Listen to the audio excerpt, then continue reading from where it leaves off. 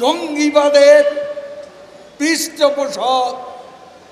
সে BNP হচ্ছে বাঙালি সংস্কৃতির, বাংলাদেশ রাষ্ট্রের চেতনার, মুক্তিযুদ্ধের প্রতিপক্ষ, শত্রু। বিএনপি নাকি বাঙালি সংস্কৃতিতে বিশ্বাস করে না। তা আমার কথা হলো যে আপনি কিছু বিশ্বাস করেন, আপনি কোন সংস্কৃতিতে বিশ্বাস করেন? এই বাঙালি সংস্কৃতি, এটার তাৎপর্য কি, এটার সংজ্ঞা কি? একটু ওবায়দুল কাদের সাহেব যদি আপনি বলতেন। এখন ইংল্যান্ডের ভাষাও ইংরেজি, আমেরিকার ভাষাও ইংরেজি, নিউজিল্যান্ডের ভাষাও ইংরেজি, অস্ট্রেলিয়ার ভাষাও ইংরেজি, আরো অনেক ছোটখাটো দ্বীপ টিপে ইংরেজি হচ্ছে রাষ্ট্রভাষা। তাহলে সবাই কি ইংরেজ? তাহলে তারা অস্ট্রেলিয়ান হলো কেন? কেউ আমেরিকান হলো কেন? কেউ ক্যানাডিয়ান হলো কেন? তা আপনি যদি এটার ব্যাখ্যা দিতেন ওবায়দুল কাদের সাহেব। বাঙালি তো অনেক দেশেই আছে, ত্রিপুরায় আছে, ভারতের পশ্চিম বাংলায়ও আছে, বাংলাদেশে তো সেটা থাকবে। কিন্তু ওবায়দুল কাদের সাহেব যে কোনো উদ্দেশ্য ছাড়া এই কথা বলেছেন সেটা আমি মনে করি না, সেটা আমি বিশ্বাস করি না। তারা যেটা বিশ্বাস করেন আমরা সেইটা বিশ্বাস করি। নিশ্চয়ই তিনি বিনা কারণে এটা বলেননি। ওবায়দুল কাদের সাহেবের একটি বক্তব্য দিয়ে আমি বলি যে উনি তলে তলে অনেকের সাথে ওনাদের সম্পর্ক রয়েছে, প্রভুদের সাথে সম্পর্ক রয়েছে, এই ধরনের, উনি প্রভু বলেননি, আমি বলছি। তো এই ধরনের কথা ওবায়দুল কাদের সাহেব একসময় বলেছেন। ওই তলে তলে কাউকে খুশি করার জন্য, প্রভুদের খুশি করার জন্য তিনি এই কথা বলছেন।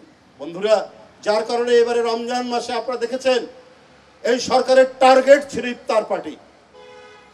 আমরা কেউ ইফতার পার্টি বলি, কেউ ইফতার মাহফিল বলি। এবং এই যে একটি ধর্মীয় মাস রমজান মাস, সারাদিন মানুষ রোজা রেখে সবাই চায় যে আত্মীয় স্বজন, নিজের ঘনিষ্ঠজনরা থাকে, আবার গরিব, দুঃখী, ধনী, নির্ধন সবাইকে এই দিনে অকাতরে মানুষ ইফতার দেয়, নানাভাবে মানে ঈদের সামগ্রী দেয়, রোজার সামগ্রী দেয়। কিন্তু এটাকেই টার্গেট করলেন আওয়ামী লীগ সরকার। এটাও উদ্দেশ্য আছে, এটাও তলে তলে প্রভুদেরকে খুশি করার জন্য শেখ হাসিনা এই ধরনের বক্তব্য দিয়েছেন যে বিএনপি নাকি 1000 ইফতার পার্টি করেছে। তো করেছে, কি হয়েছে? 1000 করো, তার চাইতেও বেশি করতে পারে। এটা গরিব, দুঃখী, এইখানটা আমরা এই অফিসের নিচে আমরা যে আমাদের রিক্সা শ্রমিক নেতা এখানে যে আছেন, বাদশা আছেন কিনা আমি জানি না, তাদেরকে নিয়ে আছেন, হ্যাঁ, তাদেরকে নিয়ে আমরা এখানে ইফতার করেছি। যে একবারই গরিব মানুষ, রিক্সা চালায়, সিএনজি চালক, তাদেরকে নিয়ে এখানে করা হয়েছে। এটাই তো ধর্মীয় বিধান যে গরিব, দুঃখী, ধনী, নির্ধন তাদেরকে রমজান মাসে ঈদের সময় তাদেরকে নিয়ে তাদেরকে বিভিন্ন রোজার সামগ্রী, ঈদের সামগ্রী দেওয়া। কিন্তু এইখানটাই যেন কোথায় সরকারের একটা বাদ সাজছে। এবং এটাও তিনি করেছেন অত্যন্ত উগ্র মূর্তিতে, চণ্ড মূর্তিতে। সরকার ঢাকা বিশ্ববিদ্যালয়ে ইফতার পার্টি বন্ধ করেছে। কিন্তু আপনারা যে বিভিন্ন পার্টি করেন, বিভিন্ন জায়গায় দেখি ইন্ডিয়া থেকে নায়ক নায়িকা নিয়ে এসে যে ধরনের এখানে পার্টি হয়, নাচানাচি হয়, ওইখানে টাকা খরচ হয় না? আমরা তো এর আগেও দেখেছি কত কি, আরবি স্টেডিয়াম, বিভিন্ন জায়গায় বিভিন্ন পার্টি দেখেছি। তো সেই পার্টিতে কত টাকা খরচ হয়? আর গরিব দুঃখী নিয়ে রমজান মাসে মানুষ ইফতার মাহফিল করবে, ইফতার পার্টি করবে, এইটা সরকারের গায়ে লাগে। যে আমরা শুধু রাজনৈতিক আধিপত্য নয়, আমরা সাংস্কৃতিক আধিপত্যের মধ্যে, আগ্রাসনের মধ্যে আমরা পড়েছি।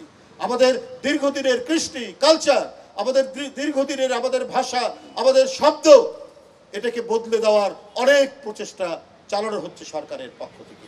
অর্থাৎ আমাদের বাবা মা, আমাদের পূর্বপুরুষ, আমাদের দাদা দাদি, নানা নানি এবং তাদের দীর্ঘ আগে থেকে তাদের অভ্যাস, তাদের খাওয়া দাওয়া, তাদের পোশাক পরিচ্ছদ সমস্ত কিছু মিলে, এবং এই বাংলার যে ধানের দেশ, গানের দেশ আমরা বলি, সেই মানে আসল এই যে ভূখণ্ড, এই যে স্বাধীন ভূখণ্ডের মধ্যে এখানকার ধলেশ্বরী, শীতলক্ষা, পদ্মা, মেঘনা, যমুনা, ইছামতি, এখান থেকে উৎসারিত আমাদের যে সঙ্গীত, আমাদের যে গান, আমাদের যে সংস্কৃতি, এটা আমাদের নিজস্ব। এবং এই নিজস্বতার মধ্যে দিয়েই আমাদের মানে যে সংস্কৃতির যে মোজাইকটি তৈরি হয়েছে, সেই মোজাইকটি ওবায়দুল কাদেররা বিভ্রান্ত ছড়িয়ে এটা ভাঙতে পারবে না।